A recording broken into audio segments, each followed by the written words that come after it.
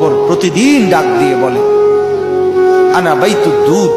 কবর প্রত্যেককে ডেকে বলে, ও আল্লাহর বান্দা, জানো আমি পোকামাকড়ের ঘর।